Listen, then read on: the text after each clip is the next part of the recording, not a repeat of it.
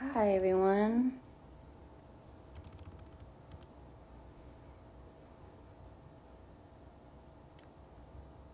As you know, today I am doing a live. I'm waiting till my collaborators join.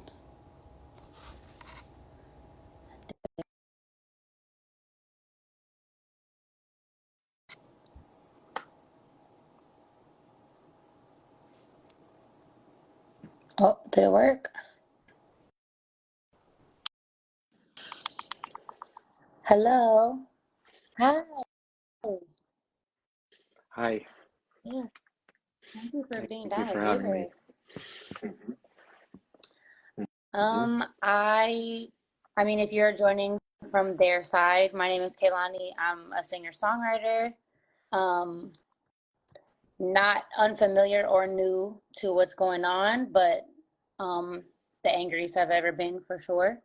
I always want to introduce this by saying, like, I'm not on the ground. I haven't been on the ground for ages, and my point in all this is to make sure that I'm using my platform correctly. Um, to make sure that I am highlighting and giving my platform to people who have been doing this work vigilantly, day by day. And so my intention with this is to listen. My intention with this is to ask questions, is to facilitate, is to ask questions that are popping up in the comments, because I've seen a lot of just the excuse of being uneducated or not knowing, or perhaps using the side of a religion that is represented, here with you, as a cause to be hateful or to be violent and to incite violence and to be a part of a problem. I'm a nervous speaker, but I speak from the heart. My heart is here. I'm not very academic. I'm not extremely academic. I would really like to just voice that here, because I know that might be a lot of people's feelings as well, as where do they fit in a space where there's a lot of language they might be new to, or a lot of concepts they might be new to, and overall they get overwhelmed and they want to withdraw or they want to ignore as a whole. But I'm here to let you guys know that I'm a nervous speaker. I don't speak very academically, but my heart is here. My heart has always been here. My heart has always been for the liberation of people who are oppressed. And that is my introduction. Would you like to introduce yourself? Yes, thank you so much for just creating this heart-centered space where we don't have to have the exact right words or the exact right way of saying it to know where we stand, to know that we oppose with every Mhm. fiber of our being the genocide of anyone, and right now the genocide of Palestinian people. My name is Morgan Basicus, and I'm a proud member of Jewish Voice for Peace. We are the world's largest organization of Jewish anti-Zionists, of Jews who are fully and unequivocally and wholeheartedly in solidarity with the Palestinian freedom struggle, with Palestinians deserving the right to freedom and safety and the right to return home. And we are using every single ounce of everything we have right now to demand a ceasefire, to stop this horrible nightmare, this genocide in Gaza.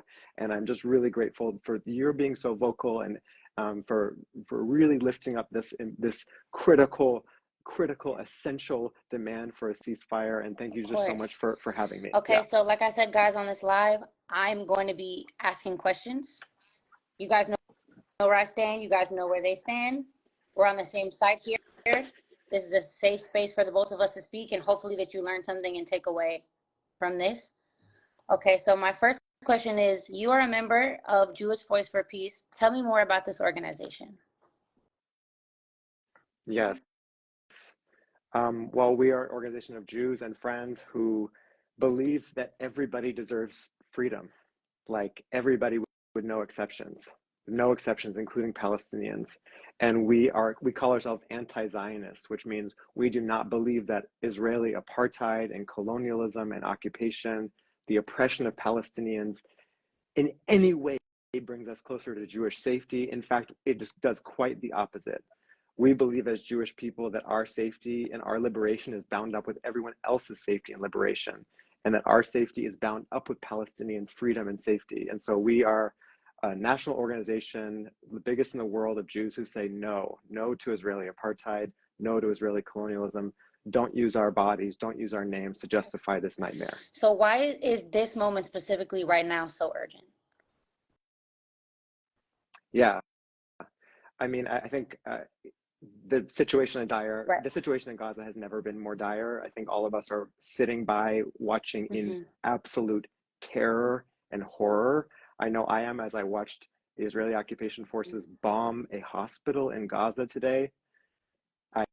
I think that I can speak for so many of us when I say we are in horror and terror and panic watching this unfold, this nightmare unfold in Gaza, which we are very clear is a genocide, is about the mass forced removal and ethnic cleansing of Palestinians from their land. And we know this is not the beginning of that process. That process began many years ago, and we can talk about that history, how this is a 75-year-old struggle. This is not a struggle that started this week, but the situation in Gaza right now could not be more dire. And I'll just be clear, it's our government. It's our government, the United States government. I'm in DC right now. I'm in DC right now. This is our government who is funding and cheering on this nightmare. This is not some faraway thing. Oh, this has nothing to do. This has everything to do with us as people here in the U.S. So the situation is dire, and really it's up to us to demand our government call for a ceasefire. So why is the issue important for all people, not just Palestinians and Jews, but all of us, everyone watching, everyone in the world, everyone involved, every oppressed people? Like, why is it important for all of us to be on the same page right now? Well, I would hope that if any of our communities were facing a genocide, we would all stand up. Like I would just hope, as people who care of conscience in any way, that we would say no, that we would do everything we can, no matter who it is. And so for one, as people of conscience who are watching a hospital get bombed today, who are watching millions of people flee their homes, who are watching over 1 million children in Gaza trapped, like people of conscience. And then it's actually, we're complicit in it. It's not just some other issue that we care about. As Americans, we give $3.8 billion, over $3.8 billion a year to fund the Israeli military. The weapons that are we're sending weapons right now to the Israeli military to fund and support this genocide. So we are complicit, and that means we have agency, and we have to stand up and use our agency to stop this nightmare. And, this is not just about, this is not just about Palestinians, and it's not just about Palestinians and Jews, and it's not a religious situation. This is a colonial situation. And for decades and decades, the cause of Palestine is a progressive. It's if you call yourself a progressive, you care about Palestinian freedom. And so that's where we stand, and we believe that it's, as people here in the US, we have to stop this. Like, so we have to stop I'm this seeing now. in the comments, I'm going to skip. Guys, I have my questions written down. Again, I'm a nervous speaker. I make music. I am not a speaker in general.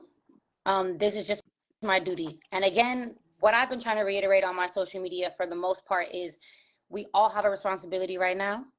It doesn't matter 5 followers, millions of followers, but especially those, if I have anybody watching me that have a large platform that in any way have influence, I believe this is your responsibility. This has felt like a responsibility for me.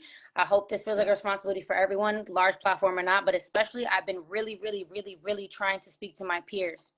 I've been seeing peers join the live. Peers, please, because anybody who follows you and looks up to you will hopefully follow what you can feed into them. And I hope that it's the right thing that you decide to do. And please, this is why we're speaking about this right now. People keep joining, so I'm going to keep reiterating it and bring it back to the focal point.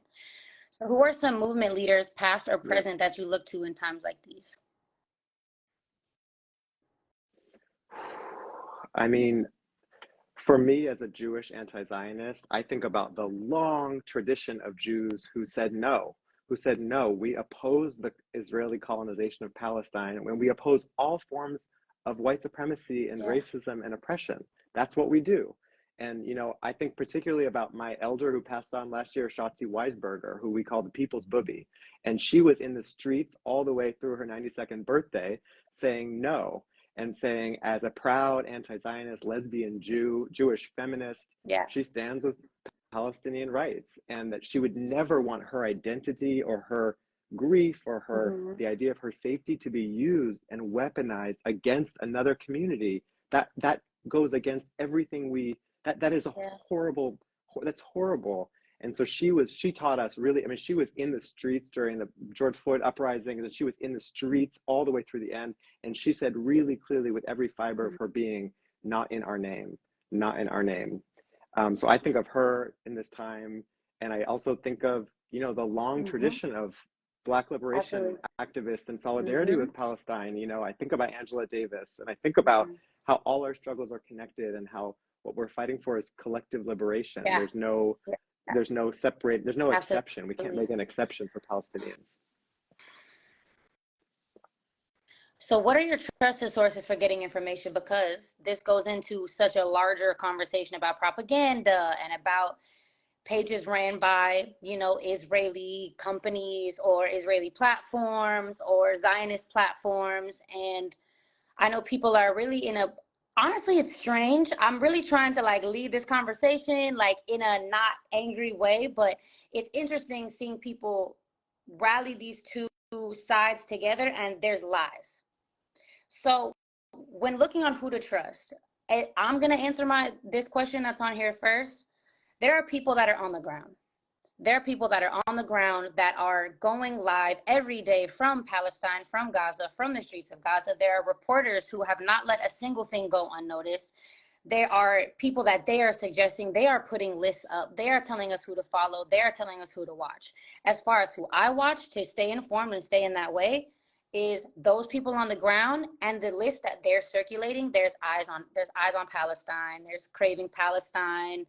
There is, I can't butcher anyone's names that I cannot pronounce, but there's some really, really, really incredible journalists that are in Gaza right now that we haven't even been able to see for half of the days because of the lack of electricity to even charge their phones, you know, or them having to literally use their hands to not be on their phones, but to literally help people with their hands. But that's who I follow. And I try to really stay with organizers who have been doing this work long before this, who have credibility. Again, the last like 20, 30 people I followed on Instagram, if you are looking for actual accounts to follow, those are all people that I trust, and you know, you can answer as well. Yes. Well, I just really I appreciate you Yeah. saying first and foremost to listen to Palestinians, and listen to Palestinians living in Palestine and in Gaza who are documenting the conditions of genocide.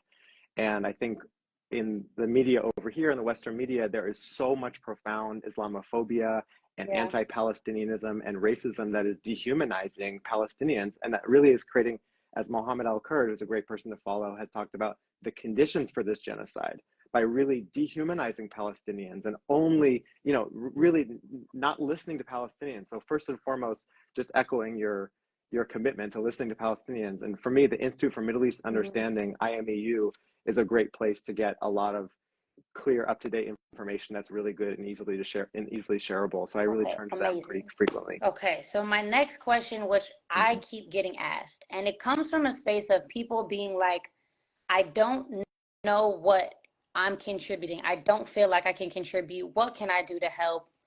And again, my answer to the question is the asks that we've been given are from people that know that we cannot get up and use our hands. They know we can't fly there. They know that we cannot get up and patch wounds or hand over food or things like that. They know that. They have asked us the simplest of things. They have asked us to use our voices. They have asked us to spread the words. They have asked us to join protests. They've asked us to call our representatives. These are all things that you can literally do. Majority of those things, except for showing up to protests and using your bodies, is on your device, is on your phone. And again, one of the most frustrating things that we've all experienced and had to be so weary and upset about is the fact that there's so much privilege in the fact that we can be like, I don't want to deal with this right now, or this is too much, or this is a lot. I'm going to put my phone down. There is so much privilege in that, you guys.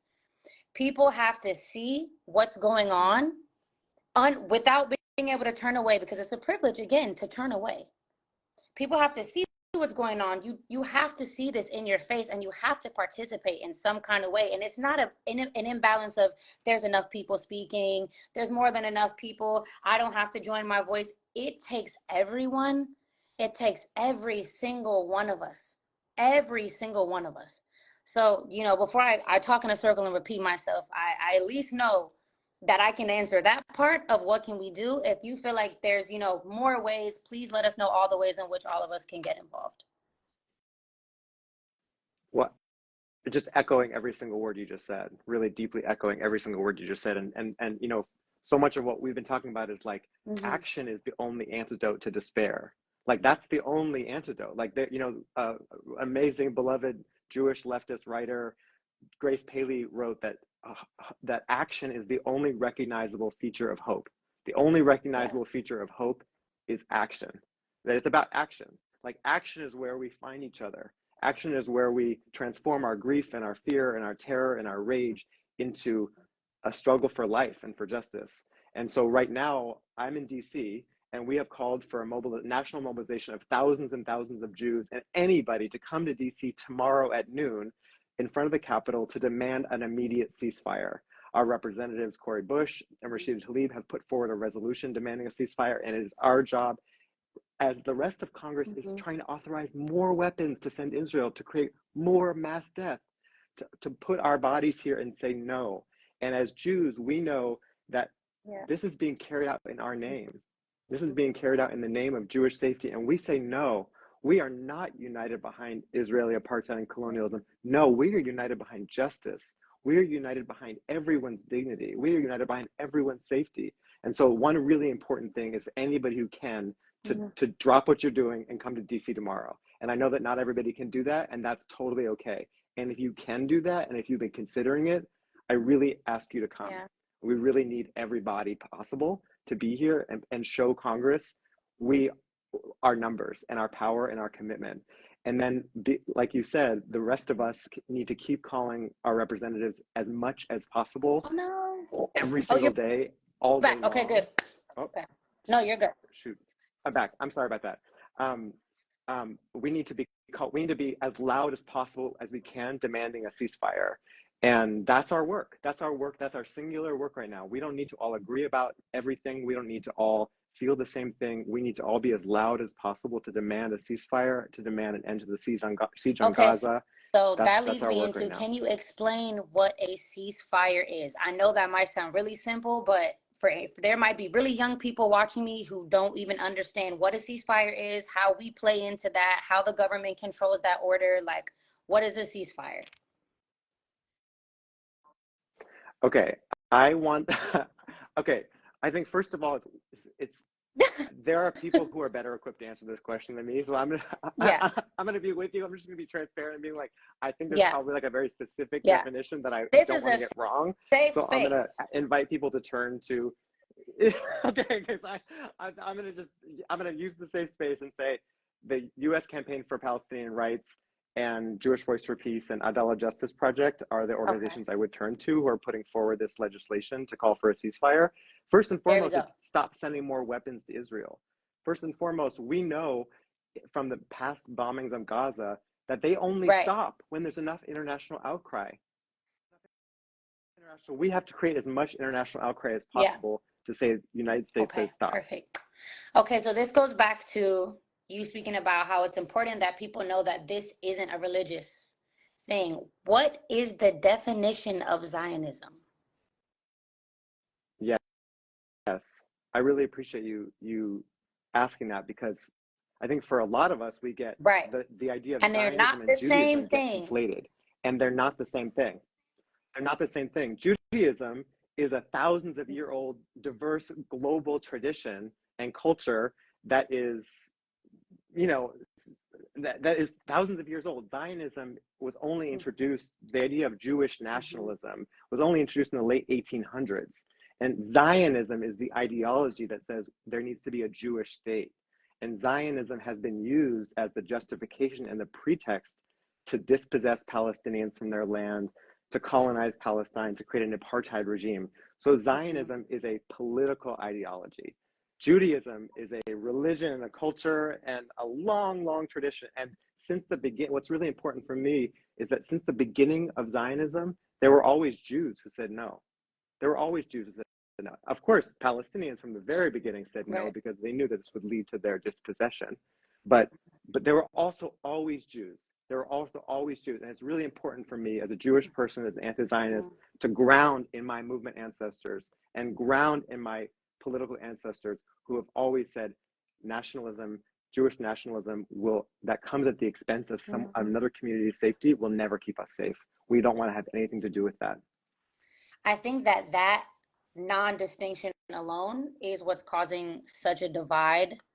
I want to be really clear about understanding propaganda and the way that it's working on a lot of us, the way that it has always been fed to us and given to us across every single tragedy that's occurred in relation to government, in relation to war and genocide, and oppression. And I want to be really clear that understanding that alone, people who are watching, understanding the distinction between Zionism and Judaism can help you really take the right stance on this topic, especially because I think that that's a driving force in why people are not speaking out. So that's exactly right. And that's exactly right. And absolutely. Palestinians know very clearly the difference between Judaism and Zionism. And, I don't know about you, but I'm also getting messages from around the world, from Arab people and Muslim people and Palestinians who say, we know this is not about Jews versus Muslims. We know that. We know this is not we know Zionism is very different from Judaism. And we know that Zionism uses Judaism and uses our symbols, uses our traditions, uses our practices, and says it speaks on behalf of Judaism, but it doesn't get to. And that's why it's really important for us as Jews to speak loud and proud, to say, no, you don't speak for me. You don't speak for me. And there's always been a tradition of dissent. So yeah, it's like you said, it's so important to distinguish. Zionism is not the same thing as Judaism, and anti-Zionism has nothing to do with anti-Semitism. Anti-Zionism is about the freedom and dignity of Palestinian people. So it's okay. So my next question is occupation. I want you to really explain why it's important that we use terms like occupation and apartheid, and then we'll go into the history of it. But instead of using the words war, instead of using the words conflict, why is it important that we use the words occupation and apartheid? And what are the definitions of those things for people who are watching that may not understand all the way down to the core what is going on? I really appreciate that question. And this, first and foremost, we listen to Palestinians who are using terms to define their own oppression. We're listening to Palestinians who are using the terms occupation and apartheid and genocide to define their own oppression. And then beyond that, we're listening to international human rights organizations like Amnesty and Human Rights Watch, who also say very clearly this is apartheid, occupation, and genocide. And, the occupation and apartheid, this is a 75-year, Israeli occupation and apartheid is a 75-year-old regime that started in 1948. And what's really important for us to know, and that for many of us, we don't get taught this history, and that's painful. And we should be mad about that. We should be mad at our educational institutions, and we should be mad, for me as a Jewish person, at our Jewish educational institutions for not teaching us the history. We need to know that in 1948, over 750,000 Palestinians were displaced from their land in what's called the Nakba, the Arabic word for catastrophe. Right. Well, we don't learn about that, and we don't learn that since the Nakba, there's been a system of apartheid and occupation in which increasing seizure of Palestinian land, creation of laws that privilege Jewish people over Palestinians, constant military and police checkpoints and restrictions of movement, settler violence. We see that this is not just a problem about the Israeli military, but it's also about settlers, who are also doing the work of this, helping to carry out this system. Apartheid and occupation are the terms that we use to say that this is not about a conflict between two sides that are somehow equal, This is about a giant military power that's backed Right. by the biggest military power in the world, the US, and that is maintaining control over Mm-hmm. land and movement and freedom. So that's why we use those terms, and it's really important for us to, Yeah. to believe Palestinians, and also to believe that Mm-hmm. many international human I rights also organizations that want use these to same terms. include something that I learned last night in a meeting that I was very lucky to be able to be invited to in a room full of really, really educated and active people. And it shook me, is that young children in Palestine, in Gaza specifically, get charged standard sentences, like adult sentences, for throwing rocks and sticks at soldiers who are coming into their homes with guns. Like standard minimum, like minimum what, maybe 20 years for fighting back with rocks and sticks. This is a prime example of, like, it's not a war because there's not equal sides. Again, that is the point that everybody's trying to make. I'm not speaking to you, I'm speaking to the the people watching. But a war is when two sides are equally equipped to fight each other. That is not a war. This is genocide. This is completely unequal. It's been unequal since the beginning. This is why we use occupation and apartheid. So that is my add-on to your answer. Thank Okay. you. I feel like there's so much more that people need to know. The last question was, is there anything else I feel like people should know? But I really want to speak to why it's important to not, why understanding that neutrality is also taking the side of the oppressor. Because I think that there's been, if I say something and I make it equal and I go, okay, I'm praying for, everybody involved, why is the understanding that neutrality is still on the side of the oppressor? Like what does that mean? What does that mean, and why is it correct? I so appreciate that question. And I think, if we were to ask South Africans struggling against the apartheid regime and people in that moment who tried to claim they could be neutral, and there were people who said, no, we're not going to support the boycott of South Africa. And, and look how they look in history. And I think for us, it's really a question of like, what kind of person do you want to be now, and what do you want to say to future generations when they say, what did you do when there was some power in your hands? And I don't want to say I let my fear run me. I don't want to say that I let my fear of saying it wrong run me.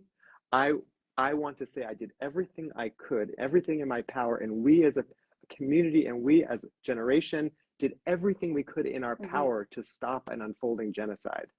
And I think there's no neutrality. I mean, there's no neutrality, and and not only that, but again, like like you talked about the privilege of imagining there could be any kind of neutral position when it's our tax dollars that are going to fund this nightmare. So we are implicated, which means we have agency. It's our responsibility. And Palestinians are asking us and being very clear about There's a what we can couple do. things that I want to state while I'm on live, and there's so many people watching. There are people that are afraid to speak up because the way, the influx of money, how money will change, how opportunity will change. If all of us spoke up, if every single one of us spoke up and held each other, I don't see how that could happen. And I say this to say, like, there's different privileges in the way I'm able to say that versus someone else, and I still think it's bullshit that anybody could be silent. But if all of us spoke up and held each other, there's really no way that all of us could get canceled. And the cancel thing is, again, such a privilege, because in what world does getting canceled matter more than being literally killed, having your children murdered, having your entire family murdered? It doesn't equate. And that is the part that's made me the most, angry about being in the position that I'm in, and in the world that I'm in. And I find myself, struggling to, like, not be so angry outside, just looking at people. I'm like, how are you enjoying your day right now? How are you doing something regular? Like, where I'm at a restaurant and, like, how are we even eating right now? I just encourage you to think that always remember the people at the most vulnerable. Just remember the people that are the most vulnerable, and there's no possible way that it weighs out. And you just be a decent person. I feel like it is so extremely easy in this moment to be a decent person. There's a video going around of me right now at this protest, and I'm so not well spoken. I'm just like, it's black and white, it's black and white. And I get all the factors of that play into history. And even when you look at that, it's black and white. It's so black and white. This is very easy to understand. These are people being murdered at such a high rate that we can't even fathom it. Because we, especially if I'm talking to our generation, like, we haven't even seen anything like this. We've never seen anything remotely like this at all. It's very easy to understand where you want to place yourself in the world right now. And again, this goes back to you saying, That's right. When we look at this one day, when my daughter grows up, and me and my daughter have to speak about this one day, she's 4 years old. What am I going to tell my daughter I did? Because she's going to be able to comprehend one day, understanding if I was on the right side of it or the wrong side of it. And she's going to look at me and go, "Mommy, what did you do?" So I just really want to, like, put not my anger, but my passion into the right space. I could be rambling and repeating myself a lot, but I've been very unable to, like, verbalize correctly. Like, all of us, I feel like, who are experiencing the amount of rage. You're valid. Anybody watching this right now, the amount of rage that you feel is so valid. The amount of hurt that you feel, the amount of, like, pain that you feel for this is valid, and use it correctly. So That's right. no, That's right. And I I I think was gonna that's ramble. right. Go Now keep ahead. going. Yeah. Well, I just think that's one of the tools that oppression Yeah. uses, is to say you don't understand Hmm. enough, or you don't get it, or it's too complicated for you. It's how many of us have that little voice inside that says it's too complicated for me. I Right. don't understand it. It's like, well, when a Right. hospital is being bombed, what's complicated, right? What's complicated here? And we know, Right. because we know about American history. We see these very same things play out. And it's okay that some of us aren't taught the truth, but we have to be humble and be open to unlearning and learning things we didn't know, and listening to people who then themselves and their families have survived. Mhm.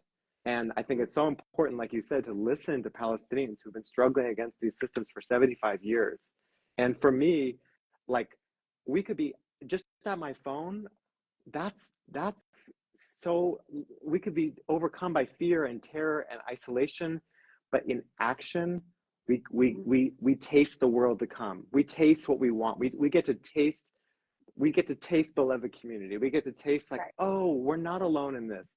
Oh, we're fighting for each other. Oh, my safety, you care about, like, our safety is bound together. So I really encourage Hmm. people to get on these daily calls that Jewish Voice for Peace and the U.S. Campaign for Palestinian Rights have been holding every single day, to take action together and just feel each other, and to turn out like you've been doing to these protests, and be there as much as possible. And again, like, the antidote to the hope, Yeah. the antidote to the despair is our hope. And like Mariam Kaba says, hope is a discipline. It's not something we Okay, I'm wait gonna for. make It's a two more discipline. points, and then we can check if there's any, questions in the comments. I see so many things going so fast. Okay, my first point is, this is so dire right now, you guys, because by the hour, by the hour, by the minute, really, but by the hour, we are receiving more horrible and more horrible and more horrible information, more attacks, larger attacks, running out of food, running out of water, running out of medicine, walls being shut off, people who are trying to give aid being completely unallowed, the United Nations aid building bombed. Like, this isn't like a let me gather myself for a couple of days and, like, figure out where my head is at, and then I will speak. This is a speak now. This is a learn now.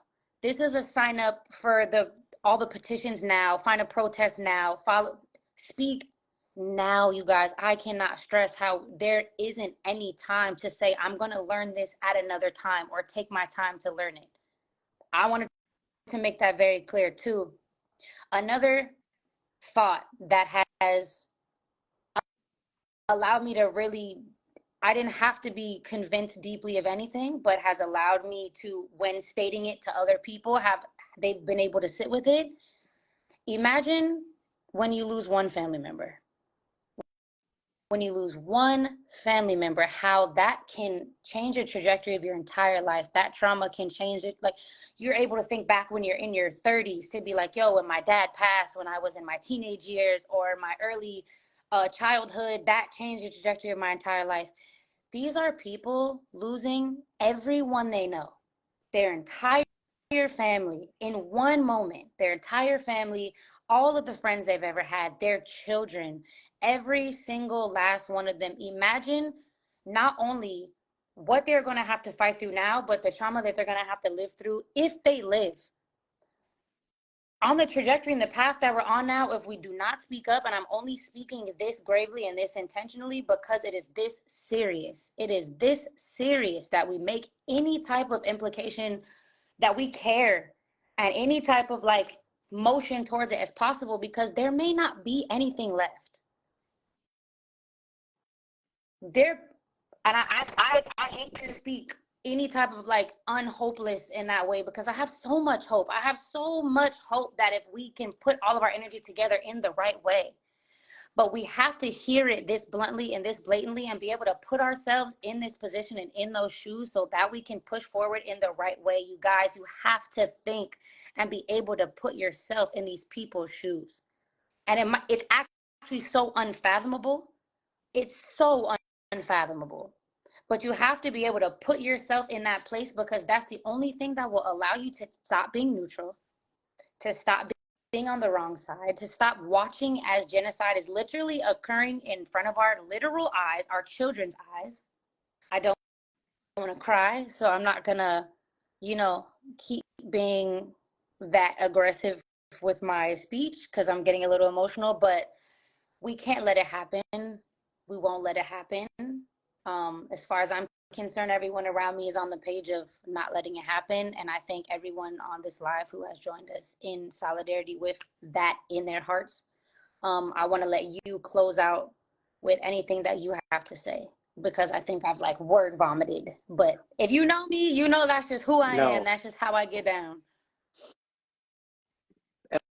And I just want to give you so much appreciation for what you just did and what you're doing, and for feeling your grief and your rage in public, and for feeling your commitment to justice in public, and for being courageous in public. And that's what we need, and you are showing us the way. So I just really want to say thank you so much, and that we all need to take a page from your bravery, and we all need to take a page from saying, yeah, let my heart show me, not the right saying it in the way, but my heart knows what's true here. My heart knows this is wrong, and I have to do everything in my power to stop this. There is nothing complicated about a genocide, and nothing complicated about a genocide that's being carried out in our names and with our tax dollars. And it is our responsibility to do everything we can to stop this now. So I just really appreciate everything you're doing and everyone who's taking action.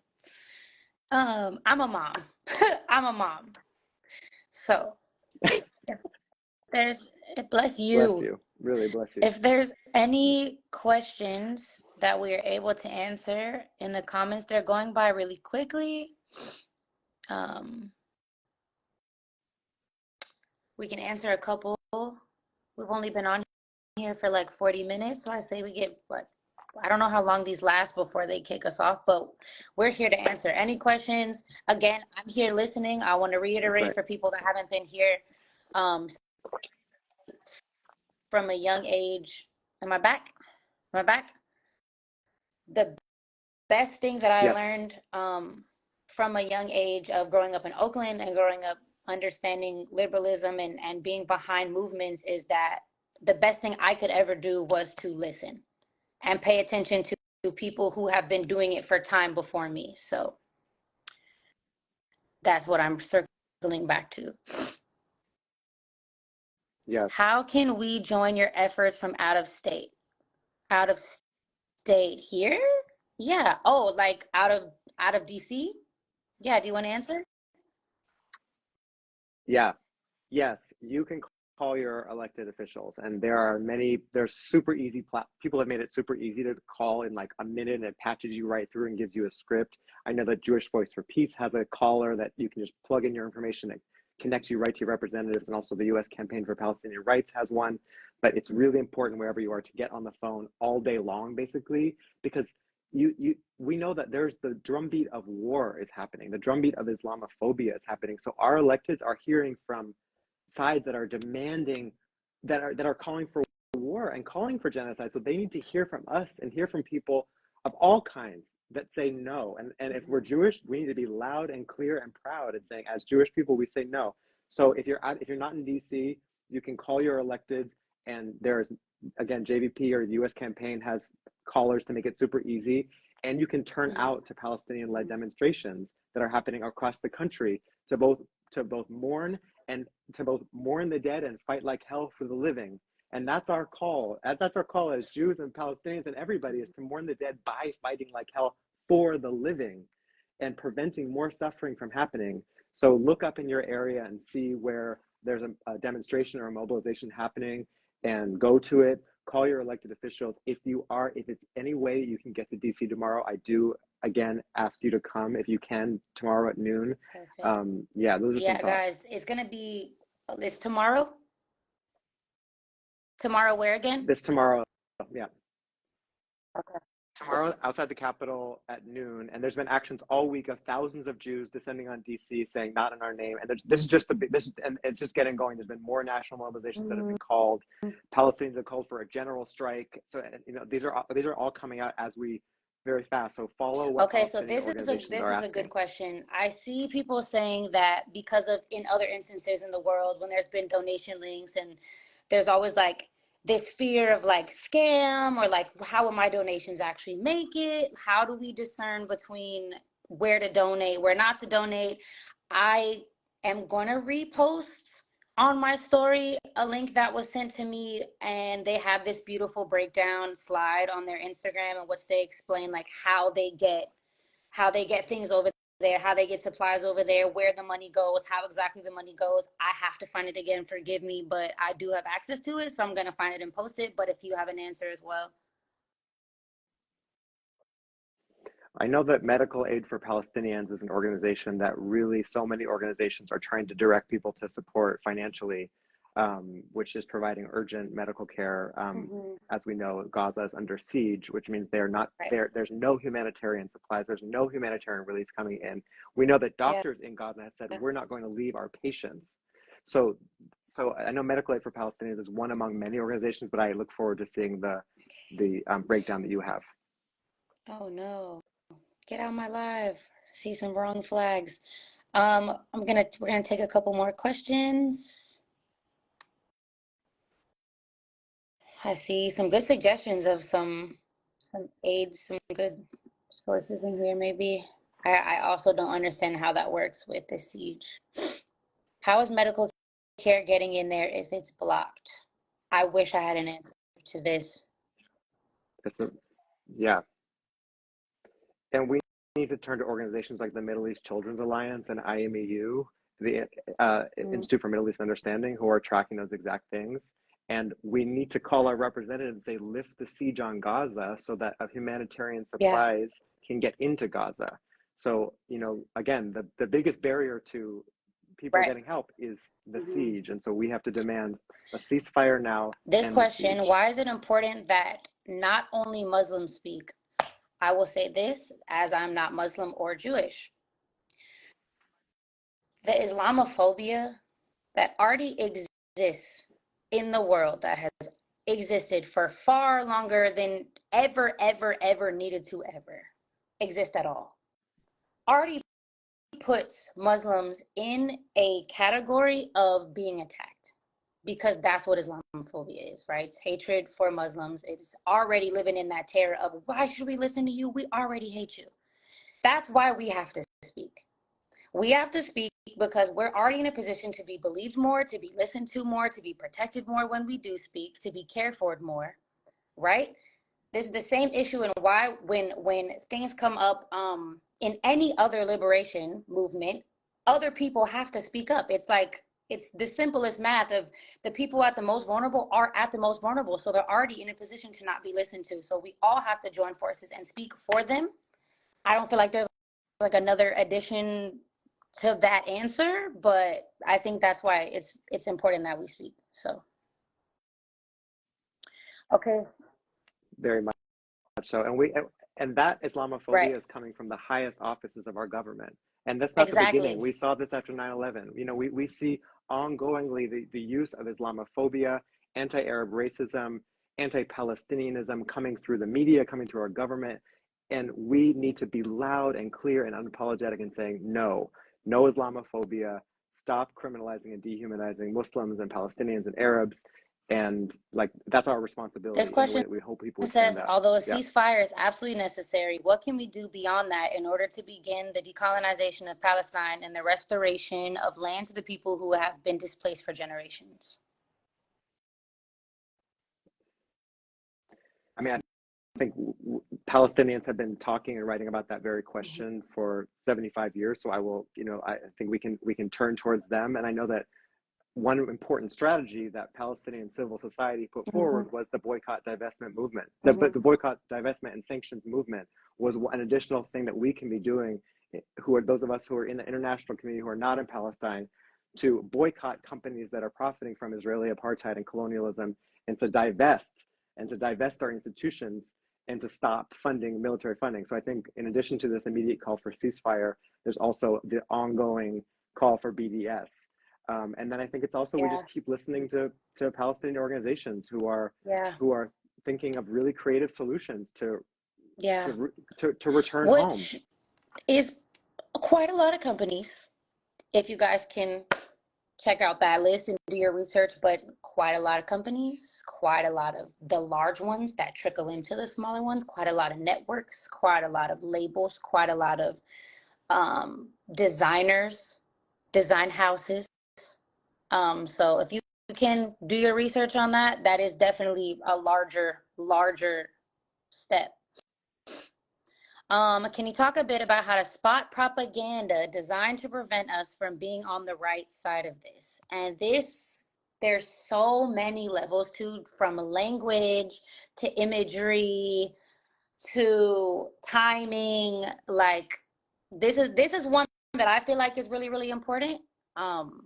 I have maybe a couple I can add to this, as it does get very, tricky to spot, but language like killed versus dead, you know,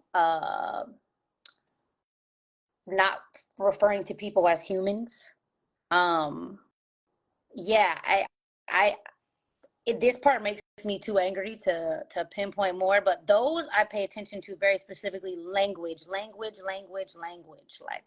how they speak about dead children, how they speak about killed children, how we are speaking about innocent lives like it's just like collateral damage. That was actually used. That was used by someone on the news, was it not? So if you have additions to that. I mean, I think like following Mohammed Al-Kurd has been a really important for me, and I think for so many of us, to see through the media propaganda and media disinformation and misinformation that is really accelerating this call for war and genocide of Palestinians. So I think tuning into Mohammed Al-Kurd's work, and again, IMU's work, but really he's showing us about how the media narratives that we're getting are creating the conditions for genocide itself. So and I see people in the comments saying that it is language and dehumanization. Absolutely. So yeah, killed versus dead, defense versus terrorism, law of the jungle, conflict versus genocide. And again, this goes back to when we're speaking about remaining neutral, or we're speaking about the way in which we speak about it. It is so important to say genocide.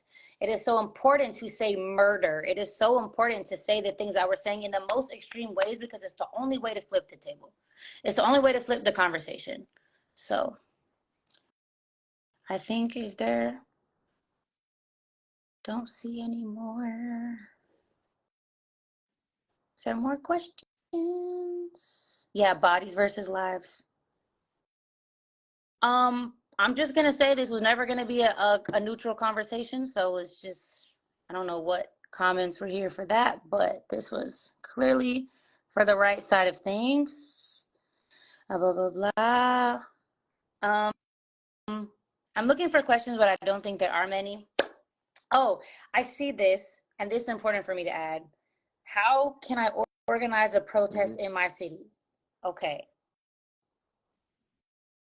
I've been taught there is so much, there's process to that. And there's a program to that. And I would not suggest just starting a protest yourself. I would never suggest just like being like, hey, we're gonna pick a spot and like this is what we're gonna do, because that's if this is not what we do on our everyday, if this is not what we do, I'm not saying for a living, because it's not for a living, but there are already organizations. I guarantee you, if you live in a city in America, and there's probably an organization that exists that are ran by people who have been doing this for ages, since the time they found out about this. There are organizers, there are. Point is, don't start one yourself. I don't think it's safe. I don't think we have like the what is the word? We don't have like the framework. We don't have the infrastructure ourselves just to like know how to do that, because it's more things that go into that than we think. Tap in with your local organizers, tap in with people who already verified, leave it to people who have already been doing this work. And I think that that's also important, because there's a difference between adding to a cause and taking up space and centering ourselves. And I think that this is something that I always have to even check my process continuously. And that's my point of like coming on this live and listening more than, trying to spearhead it or like do all those things, is we have to listen, because we have to decenter. It's the only way to actually go about this fight the right way, because people already know what they're talking about. So take a step back, accept that you're fearful and you're angry and you're passionate, and that is so powerful. And get behind people who have the infrastructure and the framework to guide you in that way, and to gather us all together in the way that we need to lead it. So that's my answer to, should you have your own protests? That's right. And organizations are being so clear right now about how we can plug in. So we can follow organizations like the Adala Justice Project on Instagram, and they are sending out really clear action items and really clear information about mobilizations. And again, Jewish Voice for Peace can show you about Jewish mobilizations across the country. So the U.S. campaign, there's so many organizations that are already doing this work. So we get to plug in, and it's really important that we turn out and that we be visible whoever we are. Yeah. We use it, like you said, we use our Derica, platform. hey, I got to hear her speak last night on Zoom. It was really awesome. She said we should gather people in small groups and like read together. Again, I was able to like really be blessed to be in a small room with people last night who were able to answer all of my questions and teach me anything that I felt like I was unsure of, and just hold space for like my passion and my feeling about it, and guide me in a way that I needed. So I think that that's important to like she said, educate yourself. There's so many movies, there's so many books, there's so many resources. We have no excuse for any of us to not know what's going on, because we literally live in an Instagram world and a phone world where you can literally just click and watch a less than 2-minute video and figure out what's going on. So she said house meetings, do Zoom calls, do other things besides jumping to plan a protest. And if you are ready to use your body and ready to be outside and ready to do that, these protests are happening. They are existing. They've been happening. People have been protesting for Palestine. And I think that a bunch of these pages we've been talking about have been posting like lists. Yeah. Have been posting these lists of like each city, and Very much so. I'm sure it's a quick Google search to figure out what organizations exist in your city. So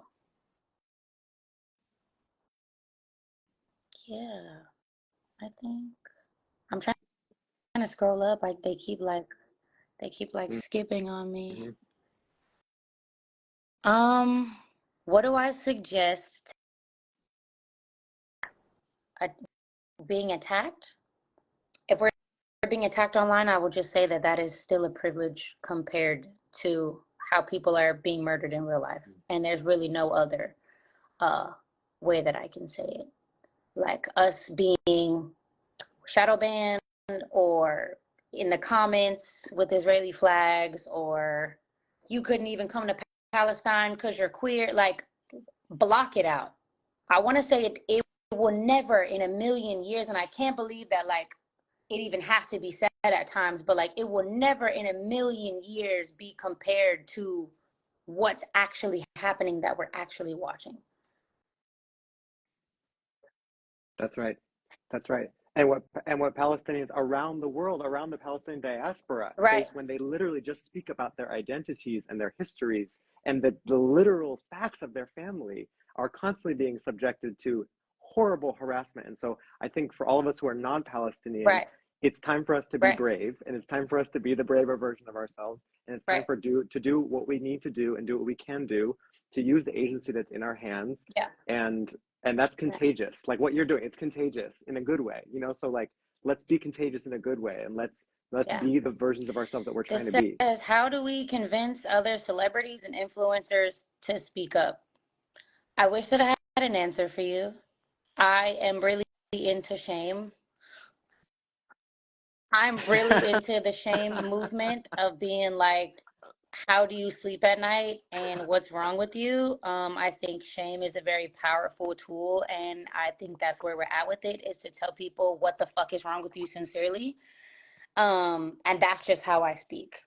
That is just who I am. That is just how I get down. But even more than that, I hope they feel incredibly stupid when everyone else is speaking. Everyone else that doesn't have influence, and everyone else that is a not under a microscope or not highly visible person. Stop streaming their music. Blow their comments up. That's what my friend Florcy, hi Florcy, said in the comments, is they can't contribute, we stop contributing. And I would hope that everyone takes a chance to get educated and everyone decides to speak. And if that's not the case, then they will have to face themselves in years to come when they look back.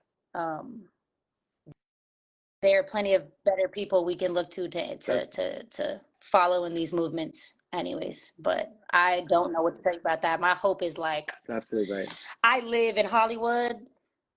I work here. I be around these people. I'm literally feeling like I'm in a fucking mind warp. Like, how are you guys carrying around with your day? How are you at a photo shoot right now? Like, how are we in the studio? Like, what is going on? We're talking about Grammys, and we're like, there's Grammy consideration posts going up, and like, it's not making any sense to me either. I'm having a hard time eating. I'm having a hard time, like, guilty with my child. Like, I'm having a hard time just like functioning throughout the day. You shouldn't feel crazy for that. You should feel like that. You should feel that upset.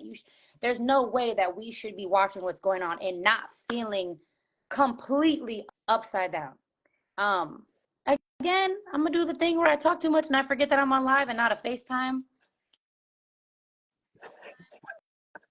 No, I mean, I'm just deep yes to everything you're saying. Like deep yes to everything you're saying.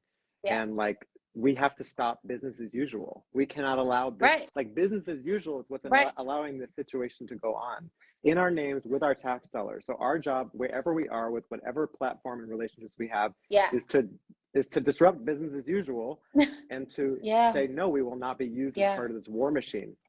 Woo! Okay, I want to keep reframing this, y'all, that I've never done this. This is not what I typically do. And you did you're doing, I mean, like, I know, what the hell do I know? But I'm just saying, like, when do people do this? Like what you're doing, and you're saying, I like, place to not know and to learn, but to be courageous with your values. You are modeling for us what we need to be doing. Like, you are modeling that, like, that courage and that bravery. And so none of us have done anything before. Yeah. We're doing it. I just, again, want to reiterate to everyone, you don't have to be extremely academic to understand this. You don't have to be a public speaker to speak about it. You don't have to be a scholar. Again, I'm coming from a background of, I make music. I understand liberation. I'm from a city that has been a lead in liberation from long before time, before I could even conceptualize it. I was born in it, raised in it. It's not my first interaction of having to speak up with anything, and definitely not my first time speaking up for Palestine, but it's definitely my first time realizing that, there is a more present action needed from all of us, and there's a more outward action needed from all of us, far beyond just making our one post that says free Palestine, and our post of put it in our as our